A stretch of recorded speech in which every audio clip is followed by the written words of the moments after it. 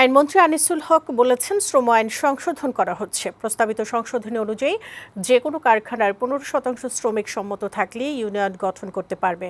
বিদ্যমান আইনে কারখানার মোট শ্রমিক সংখ্যার যে সীমা আছে তা থাকবে না। আমেরিকার সহকারী বাণিজ্য প্রতিনিধি ব্রেন্ডন লিঞ্চের নেতৃত্বে একটি দলের সাথে সোমবার সচিবালয় বৈঠক শেষে একথা জানান আইনমন্ত্রী। ট্রেড ইউনিয়ন শ্রম আইন সংশোধন শ্রমিকের অধিকার নিশ্চিত করার বিষয়ে আমেরিকার প্রতিনিধি দল আইনমন্ত্রীর কাছে জানতে চেয়েছিল।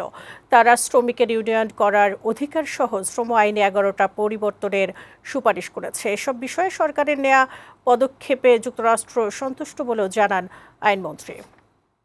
ট্রেড ইউনিয়ন গঠন করার জন্য যে পার্সেন্ট অফ লেবার প্রয়োজন সেইখানে 15% নিয়ে আসবো 20% থেকে। কিন্তু সেখানে একটা ক্যাভিয়েট ছিল, সেটা হচ্ছে যে এটা শুধু যেই সব কারখানায় 3000 বা তার উপরে শ্রমিক কর্মরত তাদের জন্য প্রযোজ্য হবে। আমরা এটা সকলের জন্য উন্মুক্ত করব, এটার কোনো ক্যাপ থাকবে না। তারা আমাকে যেটা বলেছেন সেটা হচ্ছে তারা অত্যন্ত সন্তুষ্ট হয়েছেন।